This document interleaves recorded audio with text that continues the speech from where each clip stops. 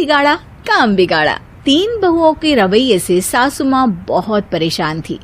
दरअसल बात ये थी कि तीनों बहुओं में किसी बात को लेकर अनबन हो गई थी। तब से ही तीनों एक दूसरे से मुंह फुलाए रहती थी। ना कोई सीधे मुंह किसी से बात करती, ना किसी का कहना मानती। पड़ोसी भी इस बात को जानते थे और जाने कैसे कैसे बातें भी करते। इसीलिए सासू माँ ने तीनों बहुओं को तुरंत अपने कमरे में बुलाया। मैं कई दिनों से देख रही हूँ, तुम तीनों अलग अलग सारे काम कर रही हो। ये सब नहीं चलेगा, तीनों को मिलकर ही काम करना पड़ेगा। सास की बात सुनकर एकदम से बड़ी बहू बोल उठती है।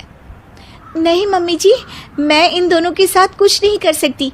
मैं इस घर की बड़ी बहू हूँ, फिर भी ये मेरा कहना बिल्कुल भी नहीं मानती।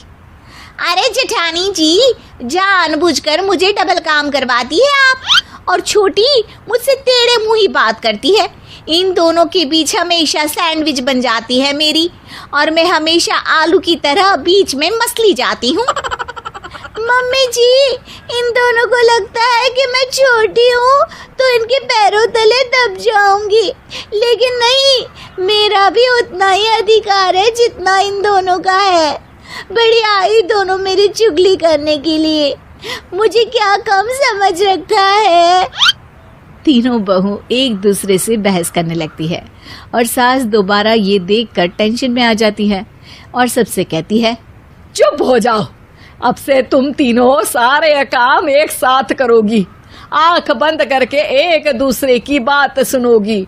तुम तीनों इस बात को गांठ बांध लो, वरना अगली छुट्टियों में तुम्हारा अपना मायके जाना कैंसिल। सास की बातें सुनकर डर के मारे तीनों हामी भर देती हैं। जी मम्मी जी, मैं समझ गई। हाँ मम्मी जी, जैसा आप कहें। आप जो कहेंगी मैं वही करूंगी।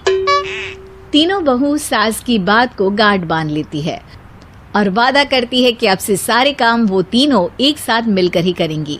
ये सब देखकर सास खुश हो जाती है और वहां से चली जाती है। नीचे जाकर वो देखती है कि घर में शर्मा जी आए हुए होते हैं। सास जोर से आवाज लगाकर कहती है, अरे बहू, जरा चाय बनाकर तो लाना, शर्मा जी आए हैं। सास की बात सुनकर तीनों बहू तुरंत किचन की ओर भागती है और चाय बनाना शुरू कर देती है। मुझे तो एकदम मसाले वाली कड़क चाय पसंद है, तो हम शर्मा जी के लिए मसाले वाली चाय ही बनाएंगे। अरे नहीं दीदी, गर्मी के मौसम में मसाला चाय कौन पीता है? मैं तो शर्मा जी के लिए इलायची वाली चाय ही बनाऊंगी।